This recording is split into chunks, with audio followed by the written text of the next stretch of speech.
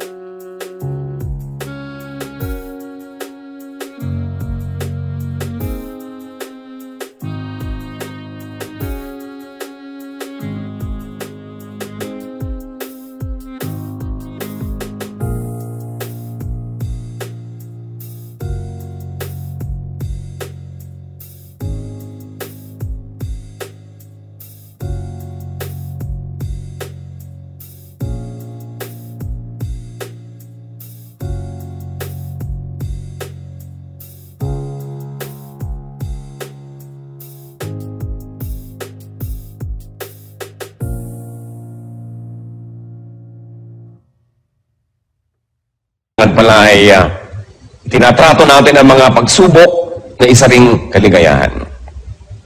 Because trials make us grow, strengthen us, trials make us complete. But there is another type of trial that is not suffering, but trial that is enjoyment. Yun ang hindi ko naririnig sa mga tao pag tinatanong ko sa kanilang trial, yung enjoyment. At yan po ang pag-uusapan natin ngayon, enjoyment as trial. At ang pamagat ng ating pag-aaral, pass that other kind of trial. Pass that other kind of trial. Heavenly Father, we thank you for who you are. Salamat, Panginoon, at ang mga kapatirang ito, mga kaibigan namin ay nakarating.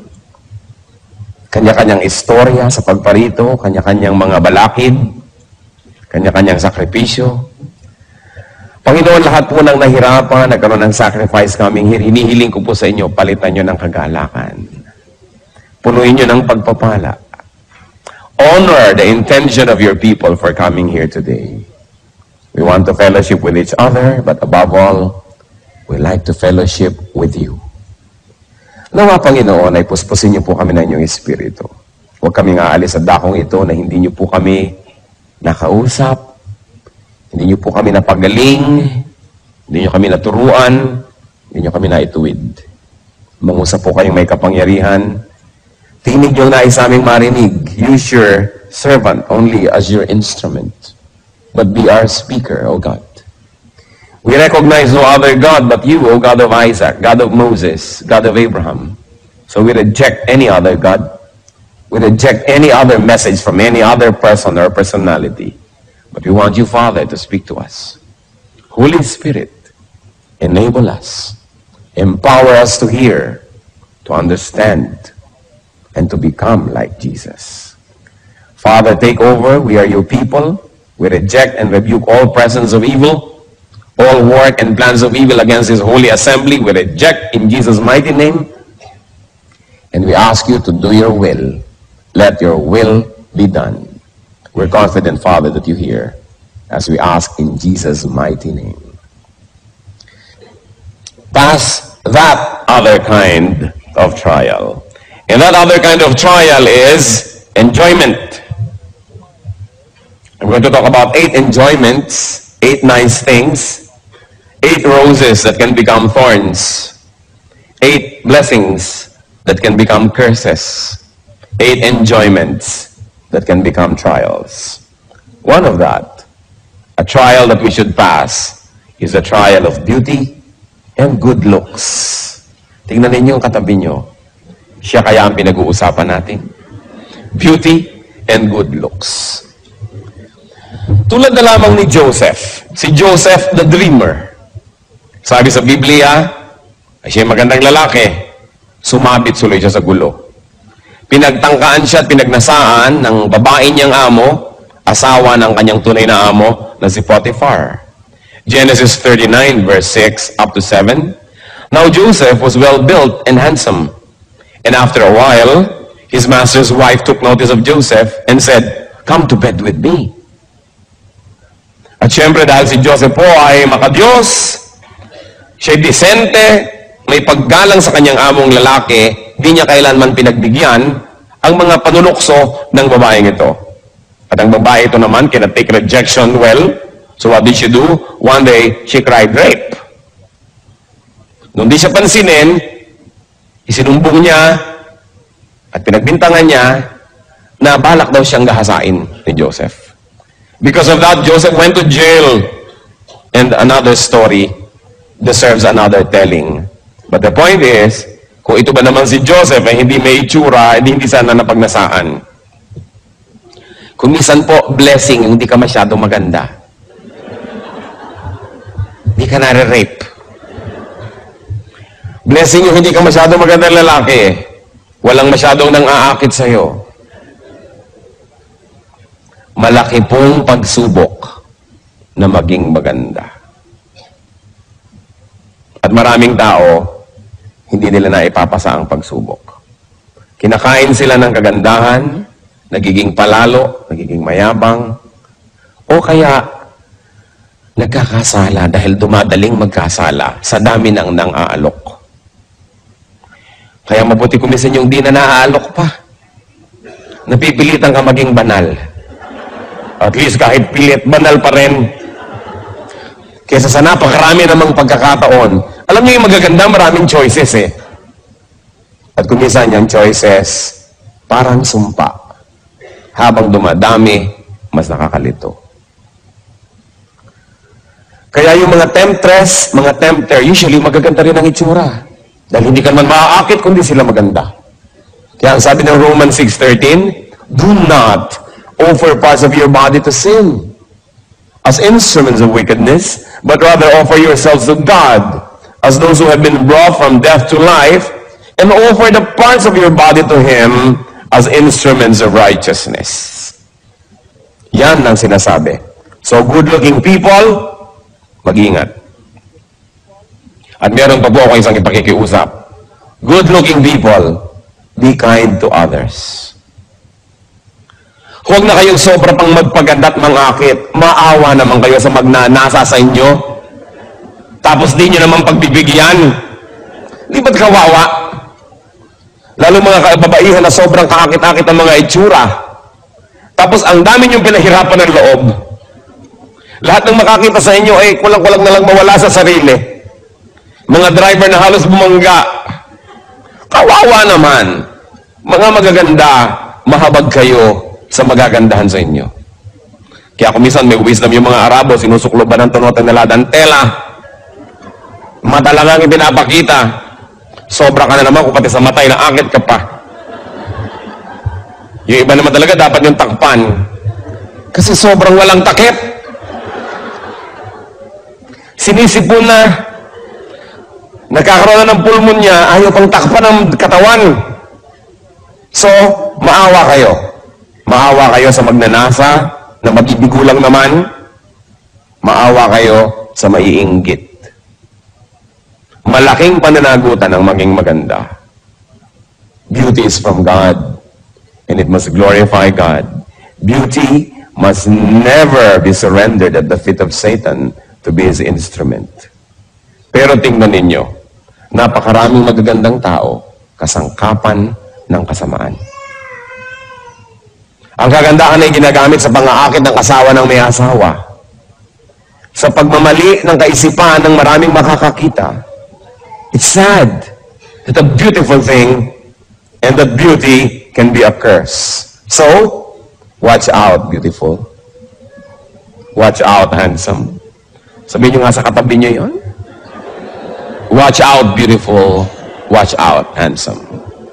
Another trial, which sa biglang tingin is a blessing but can become a curse also, is health. Health? Pastor Ed, hindi pa kayo nagkakamali? Health can be a curse, yes. Because healthy people have so many options and choices of what to do. Katulad ng sobrang maliliksi ang mga paa, kung minsan kadadaling maghabol ng kasalanan at pumunta sa mga lugar ng kasalanan, kung yung pa naman nakapako sa kama at di makabangon, nagiging banal. You know, the body can do so much when you're healthy.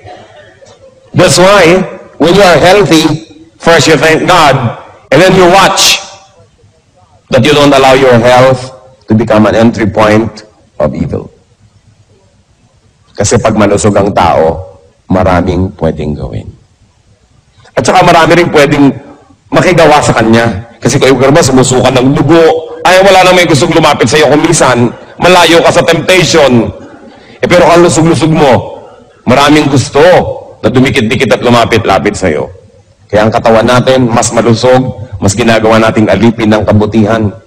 Sabi ni Paul sa 1 Corinthians 9:27, no, I beat my body and make it my slave. You know, if you don't make your body your slave, it will be your master. Yung katawan ng tao, pag hindi yan sinupil, pag hindi yan kinontrol, yan ang magiging amo nyo. At pag ang katawan ng tao naging amo, mapapahamak ang ating kaluluwa. Kasi walang gustong gawin ang katawan, kundi katamaran, kasalanan, luho, sarap. Kawawa ang kaluluwa ng tao na yung katawan niya ang naghahari sa kanyang buhay. Kaya ang sabi ni Paul, binubugbog ko tong katawan ko na to, pinupukpok ko to, pinipilipit ko to, at ginagawa ko siyang alipin ko, sumusunod sa kagustuhan ng aking espiritu. At yan ang dapat mangyari. Kaakibat po't kasama ng health, trial din yung long life. It's a blessing to have a long life, but long life can also be a curse. Long life can also be a trial. Tingnan nyo, ang napakarami nating hinahanga ang mga bayani, maaaga kasing namatay. Si Rizal, si Bonifacio, sila Magsaysay, palibas at maaagang namatay, hindi nagkaroon ng maraming pagkakataong magkamali. Habang humahaba ang buhay, dumadami ang pagkakataon mo magkamali. Of course, dumadami rin ang pagkakataon ng gumawa ng mabuti. Kaya sinasabi natin, blessing yan, pero pwede rin niya maging sumpa. Tingnan niyo sa Don Emilio Aguinaldo, sa haba ng buhay, napakaraming naging controversies tuloy na nasangkutan, sumama sa politika, natalo ko ng pinagagawa. Ang haba kasi ng buhay. Yung napakaagang nangamatay, nagmumukha tuloy yung mga perfect or nearly perfect because they did not have much opportunity to make mistakes. So, watch out, you health buff. Kung ang lusog-lusog mo, mahaba ang iyong buhay, humihingi ka sa Diyos sa mahabang buhay, gusto mong pahabain, mag-ingat-ingat ka. Sapagkat bawat buhay at bawat araw na ipinahiram ng Panginoon ay gustong agawin din ni Satan. Kung si Hitler namatay noong 11 anyos, hindi ibang iba sana ang history ng mundo. Humaba. Kung naging 90 siya, can you imagine kung anong pwede mangyari? Ang buhay, trial yan. At kasama din ang health, Isang trial, hindi lang yung long life, kundi youth. Yung pagiging bata, yung kabataan, isang malaking trial. Why? Because in the time of youth, people make the foundation for their whole lives. Kung anong ginagawa natin ng ating youth, sometimes kaladkad, daladala, pasan-pasan natin buong buhay. Kaya dapat ang mga young people nag-iingat. At dapat nilang makita na yung estado, yung stage na sila yung mga kabataan ay isang napakalaking pagsubok na kailangan nilang malampasan. Sapagkat marami hindi nakakalampas nang hindi nadadamage. Sabihin, talaga ganyan, yung mga babae medyo umaalembong ng konti kasi young people. Pero yung iba hindi nakakalampas. Nagkakaroon ng buhol-buhol na anak bago mag-18, 19.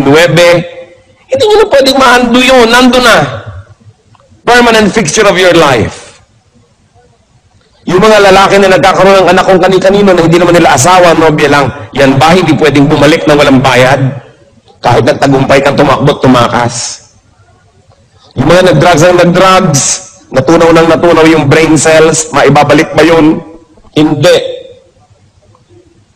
Kaya nakikita nyo kasi mga nagdadrugs sa katunganga, humal-humal, dahil na-damage. Many people say, mga teenagers, only a passing stage, hayaan nyo na, higpit nyo naman, lalampas din yan dyan. Marami pong hindi nakakalampas. Makalampas man ay damaged. At yung iba na makakamatayan pa, hindi na tumanda dahil sa sobrang mga adventure ng kanilang pagiging bata. So, to have long life, and to have youth, or to be young, these are also trials. Kaya sabi ng pinakamatalinong taong naglakad sa balat ng lupa, si Solomon, sabi niya sa Ecclesiastes 11, verse 9, Be happy, young man, while you are young, and let your heart give you joy in the days of your youth. Follow the ways of your heart, and whatever your eyes see, but know that for all these things, God will bring you to judgment. Sige, sundin mong gusto mo, gawin mong gusto mo.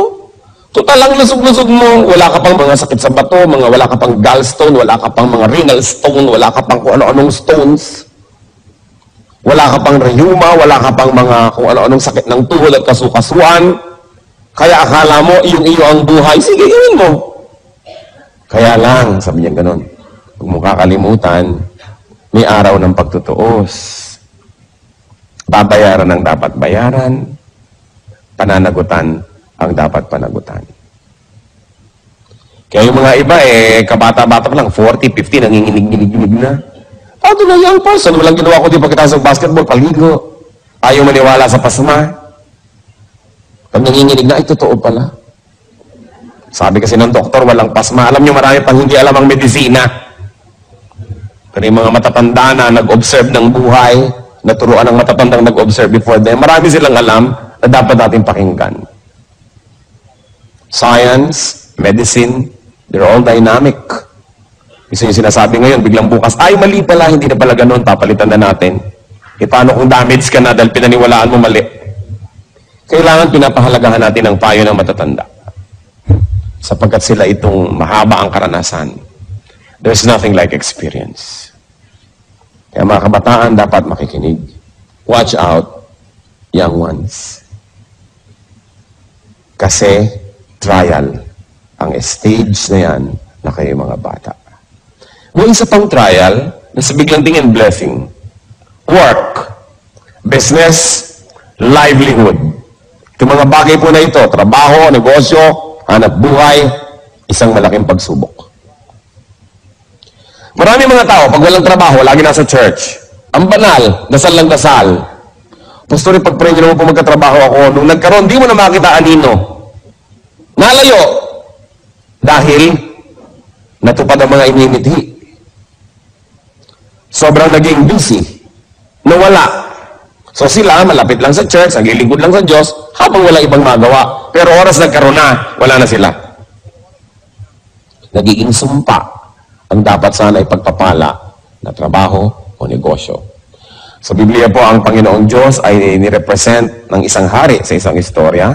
Naghain siya ng napakaraming pagkain, ipinatawag ang mga tao, Of course, this is parallel to salvation. Gusto ni Lord pa-save ang mga tao, papakainin niya ng food for the soul and for the spirit. Pero ang daming tumanggi.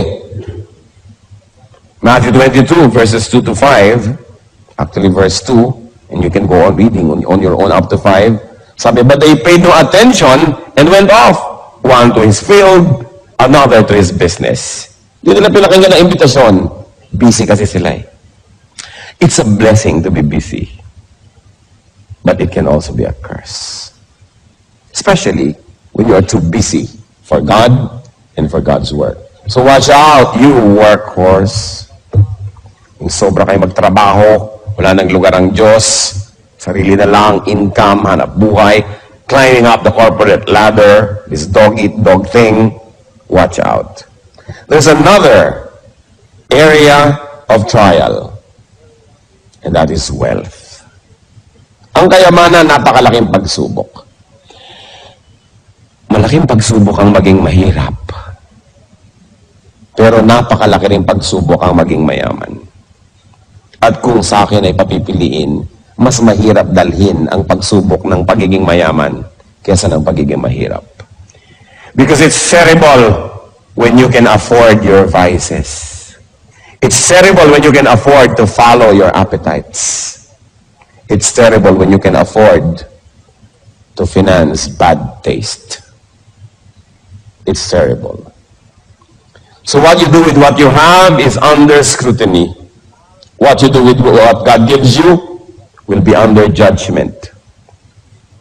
Meron kaya tayong wealth, whatever it is, that we love more than God? What do you love above your wealth is watched in heaven. Hindi masama maging mayaman. Ang gusto naman Lord na maging prosperous tayo lahat eh. Pero oras na inuna mo na yung kayamanan kaysa sa Diyos, oras na siya ang iyong Diyos, kawawa ka naman. Kasi dinagdagan mo ang Diyos ng iyong buhay. Yung mga sumasamba sa salapi, kawawa. Sa halip na kanilang gamitin ang salapi at sila ang naglilingkod sa salapi. Sukdo lang sirain nilang kanilang mga relasyon sa kapwa, sirain nilang kanilang puri, reputasyon, kabanalan, magkapera lang. Then they become slaves. Luke 18, 22 to 24. When Jesus heard this, He said to him, ito yung isang mayamang lalaking sabi, gusto ko pong sumama sa inyo, gusto ko maglingkod, blah, blah, blah. You still lack one thing. Sell everything you have and give to the poor, and you will have treasure in heaven. Then come, follow me. Kasi gustong sumunod sa kanya nitong mayamang lalaking ito eh. When he heard this, he became very sad because he was a man of great wealth. Jesus looked at him and said, how hard it is for the rich to enter the kingdom of God. Of course, I like to add that it is also hard for the poor to enter the kingdom of God. Hindi na dadaan sa mayaman o mahirap yan. Kaya lang mas madaling malito, mas madaling malasing yung may kayamanan kaysa dun sa wala. Kaya nakita nyo, dasal ng dasal yung tao. Siguro walang pera. Pag walang pera tao, dasal ng dasal eh. Subukan nyo, pag marami ng pera, kung madadasalin pa. Doon, nagkakaroon ng pagsubok. Dasal ng dasal, siguro may sakit. Dahil bihira naman taong malusog ang paladasal. Dasal lang dasal. Siguro nanganganib ang buhay. Kasi bihirang taong secure ang naaalala magdasal. Dasal lang dasal si Mrs. Naku, siguro may ginagawang milagro si Mr. Dahil bihira namang Mrs. na masayang-masaya sa kanyang Mr. ang madadasalin. Karamihan ng mga madadasalin, wala na kasing mapuntahan, pumupunta na tuloy sa Diyos. Kaya kung minsan, nagiging pagpapala ang problema. Kasi lumalapit tayo sa Diyos. Pero imagine niyo kung gaano kalaking pagpapala yung malusog ka, masaya ka, kontento ka, masagana ang iyong buhay. Tapos madadasalin ka pa rin, malapit ka pa rin sa Diyos. Bakit ka ngayon mawawala ng magagandang bagay na yun? Bakit ka paglalaroan ng tadhana, samantalang malapit ka sa Diyos. Liban na lang you're under trial like Job, na ibinalik naman lahat ng Diyos, dinoble pa. Kaya alam nyo, yung magkaroon ng maraming pera, napakalaking pagsubok. Subukan ninyong lapitan, yung taong hirap na hirap sa buhay, ilapit nyo ang Panginoon, mas madali siyang magdasal, mas madali siyang makinig, mas madali siyang manampalataya. Subukan yung ilapit yung salita ng Diyos sa taong masagana, malusog, okay ang buhay, ang hirap sabihan. Sasabihin, kung mali ang ginagawa ko, bakit ako nagtatagumpay? Bakit pa ako magbabago? Baka maiba yung feng shui ng buhay ko, malasim pa ako. Samantalang ngayon, sinuswerte naman ako sa buhay. Kaya mahirap pong kausapin yung matagumpay. Liban na lang kung yung matagumpay na yon, ang kanyang puso nasa tamang lugar, kinikilala niya na ang lahat ng tagumpay niya, bigay lang ng Diyos, hindi dahil magaling siya, hindi dahil deserve niya, then dumadaling kausap.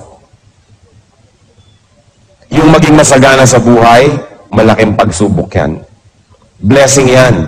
Pero pag hindi natin nahawakan ng tama, nagiging parang sumpa. Wealth also brings so much worry. Sa bagay, nakaka-worry rin naman yung poverty. Pero yung poverty naman, wala ka masyadong choice. Sumi-simple. Pag marami kang pera, kaya mong limang kerida, ibahay lahat, dumadali ang pagbili ng mga bisyo. Lumalakas ang loob maghiwa-hiwalay yung mga tao kasi kaya naman nila maghiwa-hiwalay eh. Kasi alam nyo, may mga tao naman, hindi naman dahil nagmamahalan kaya magkakasama because there's interdependence, hindi sila mabubuhay economically na magkakahiwalay. And in that case, poverty helps to keep them together. Until they evolve or they develop in their thinking that they will be having greater and deeper reasons for sticking together. But for a while, it helps that they need each other. Kaya nga po, malalaman mo lang ang taong tunay na magalang, tunay na polite, pagka mayaman, pagka merong kaya sa buhay. Kasi yung mahirap, wala namang choice yung kundi maging magalang eh. May choice ba? Empleyado ka, good morning po. Diba? Dadaan ka sa mga nag-uusap, yukong-yuko ka. Ang galang-galang mo, ayaw mong tawagan siya ng oras ng siesta. Ang galang mo, kasi baka nasa ilalim ka ng kapangyarihan niya. Pero oras na ikaw na yung makapangyarihan, oras na ikaw na yung may pera, at magalang ka pa, at hindi mo na kailangan ng tulong nila, pero magalang ka pa, yun lang nagkakatalong nalalaman, magalang nga siya. Because many people are forced by circumstance to be nice. But when you don't need people, when you are independent economically, in fact, when they are dependent on you and you're still nice, then that's your true character. Kaya po yung magkapera, magkaroon ng kapangyarihan, napakalaking pagsubok at konti lang ang pumapasa. Kasi kadalasan, pag mataas na yung ranggo mo, wala nang sisita sa'yo, kung ano nang pinagkagagawa mo. Kasi wala nang sisita sa'yo. Kaya marapat ibalik ka ulit sa mababang ranggo para ka tumino. It is a great trial to have power. It's a great trial to have wealth. Because you can do what you want. And when you're able to do what you want without having to submit to anybody, that's when your true character shows. Mahalaga. Isip-isipin natin. So watch out, Ritzy. Tingnan nyo nga katabi nyo kung mukhang mayaman. Baka nagpapanggap lang siya para wag yung dukutan. Pero mayaman pala. Yung mariwasa ka sa buhay, may kaya ka, trial yan. Then, another trial is knowledge. Knowing is a burden. Knowing more is a heavier burden. Kaya sabi ni Solomon, sa Ecclesiastes 1:13-14, I devoted myself to study and to explore by wisdom all that is done under heaven. What a heavy burden God has laid on men. I have seen all things that are done under the sun. All of them are meaningless, a chasing after the wind. And in other parts of Ecclesiastes, Solomon says, the more you know, the lonelier you get. Mas dumadami ang alam, mas lumulungkot ang buhay. Subukan nyo na malaman ang lahat ng sinasabi ng kapwa nyo tungkol sa inyo behind your back, lulungkot kayo. Mabuti pang di mo na alam. Subukan yung malaman ng maraming bagay na babawasan ng kaligayahan. So the more knowledge, the more trials. Kaya yung mga rumurulong ng konti, nakapag-biology 4 lang, ipinagpipilitan ng galing tayo sa unggoy, yan ang napala sa pagiging marunong. Little knowledge can be dangerous. That's why atheist scientists, atheist philosophers are in danger.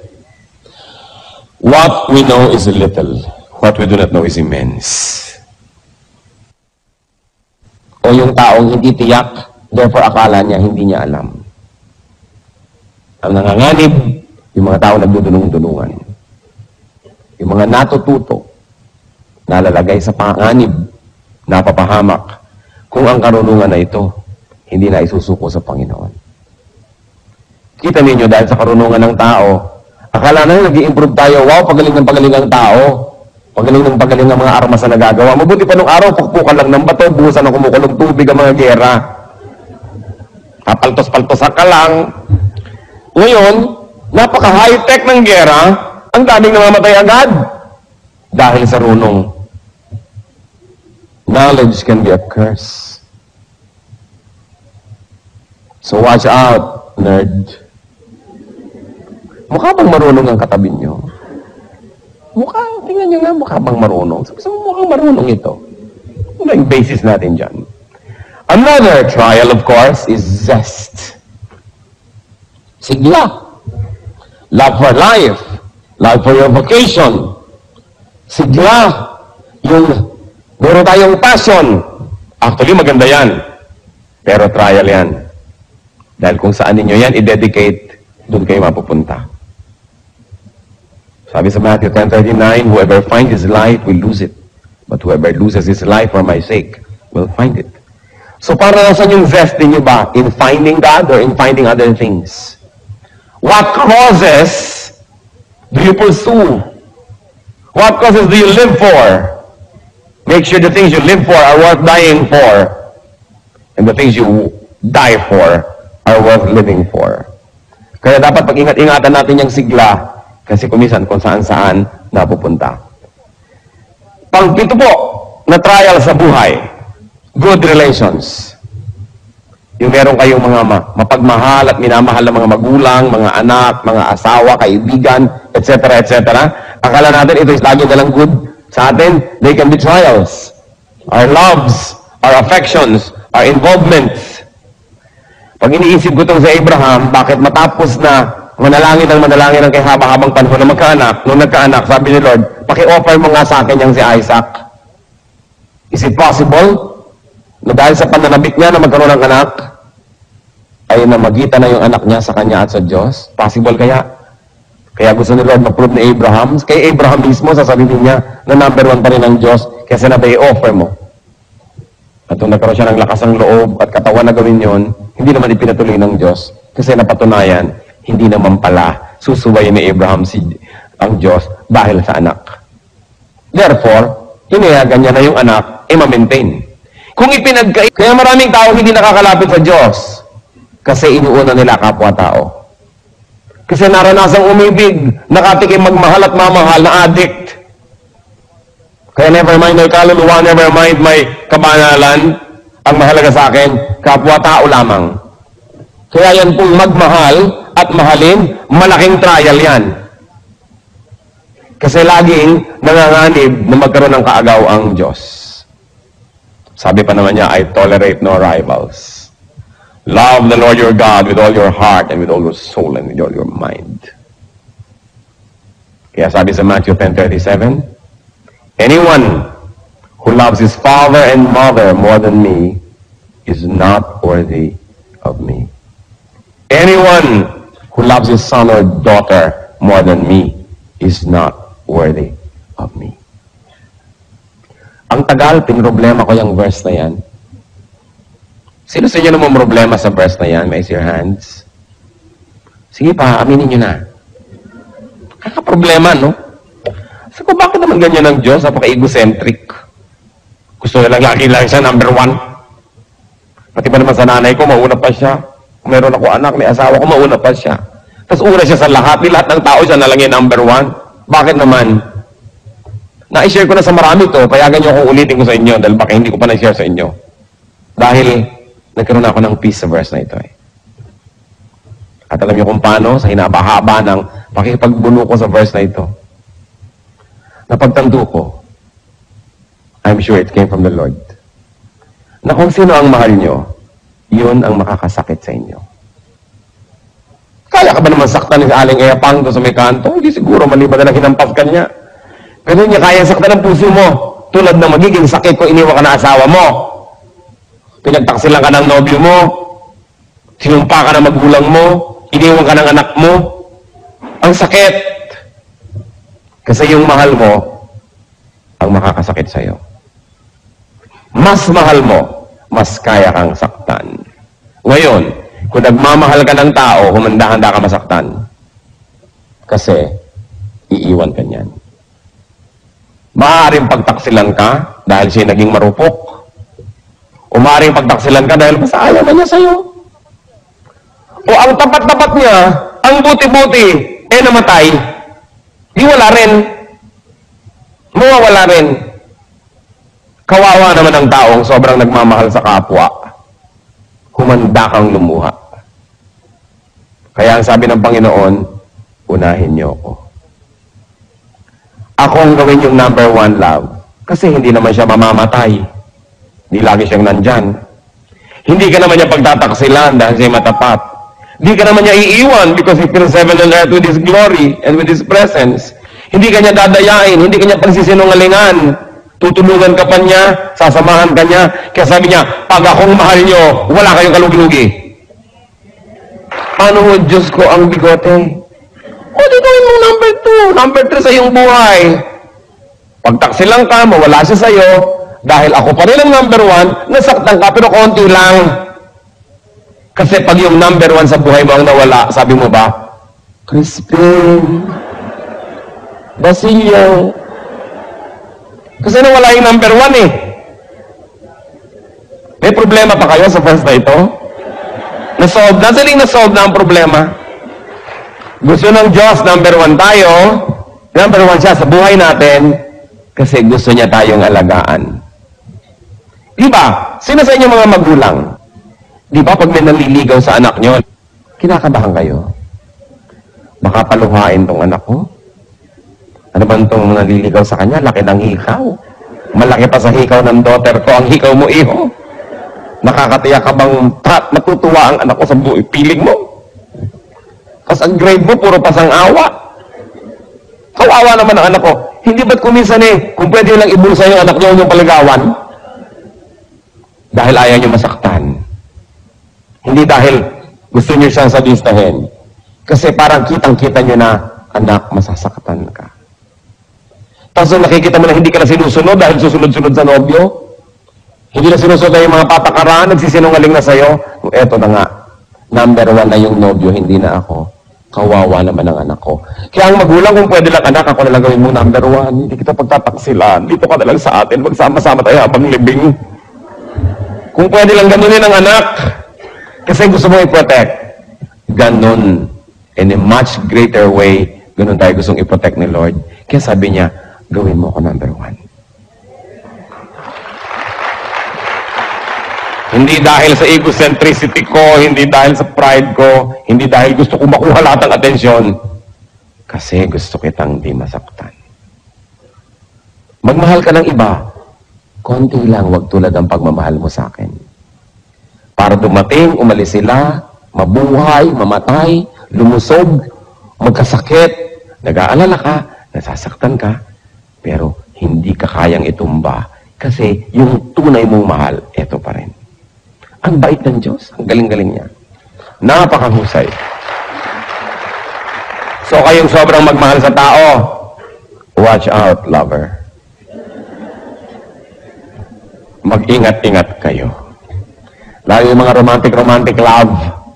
Kaya maraming tumatalon sa Pasig. Dahil sa pag-ibig na yan. Pag-ibig na ligaw, kasi nauna yung tao kesa sa Diyos. Sinong magpapakamatay kung nawalan ka ng mahal sa buhay pero number 1 mo ang Diyos? Hindi. Kaya mga nagpapakamatay dahil sa pag-ibig, alam mong, ay, nakakalungkot mang isipin, natabunan ng Diyos, nagmahal ng kapwa, ng lubos-lubos. Lampas sa kalooban at disenyo ng Diyos, napahamak tuloy. Pangwalo, sana bala ko mga 100 pero tama na siguro yung 8, no? Pangwalo na trial, accomplishments. Akala nyo trial ang kabiguan? Mas malaking trial ang tagumpay. Accomplishments. Mas maraming nagpapakamatay na matagumpay kesa sa bigo. Mas maraming mag-asawa ang naghihiwalay na matagumpay kesa yung mga bigo. Kasi kung minsan, ang wattage mo 10, hindi mo kaya ang 50 volts. Kasi hanggang 10 watts ka lang. Tapos dumating yung 3,000 volts, pundi ka. Kaya maraming tao pag nagtatagumpay na pupundi. Dahil malaking trial yung accomplishment.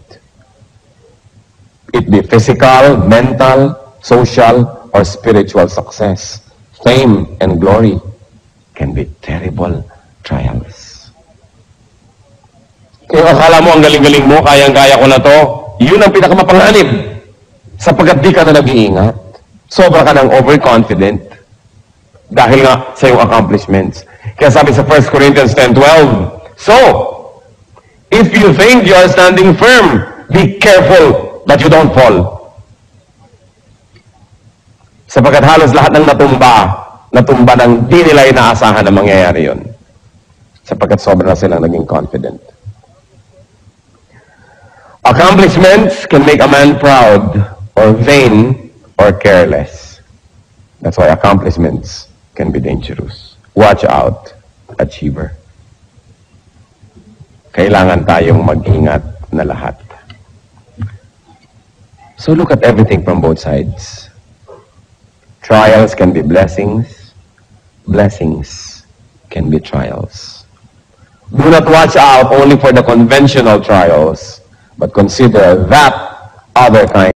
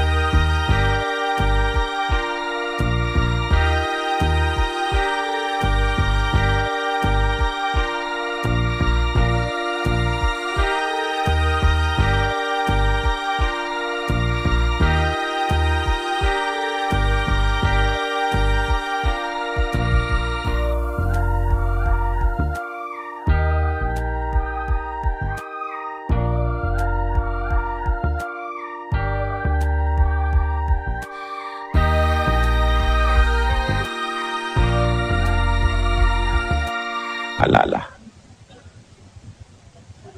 Huwag nating isipin na para sa ibang mensahe. Para ito sa bawat isa. Para sa trial. Panginoon, salamat sa pagpapaalala ninyo. Salamat, napakabuti nyo sa amin. Gumagawa kayo ng mga iba't ibang paraan para kami kausapin. Salamat, Lord, binibigyan nyo kami ng pansin. Hindi mo kami karapat-dapat. Ipakita nyo nga sa amin ang mga bagay na sa biglang tingin ay mabuti, subalit pag di namin binantayan, maaaring maging dahilan ng aming pagkadapa. At maaaring nagiging dahilan na ang ilan. Turuan nyo po kami. Nais kong manalangin para sa ilang tao na nakita nyo ilan, marami, maaaring lahat o isa sa mga binanggit ngayon, nagiging trial sa inyo. Nais kong ipanalangin na palakasin kayo ng Panginoon. Nais kong ipanalangin na bigyan kayo ng Panginoon ng matang makita ng malinaw ang mga pandaraya ng sanlibutan. Sino man sa inyo magsasabi, yes, meron sa mga binanggit na nagiging dahilan ngayon para ako'y subukin.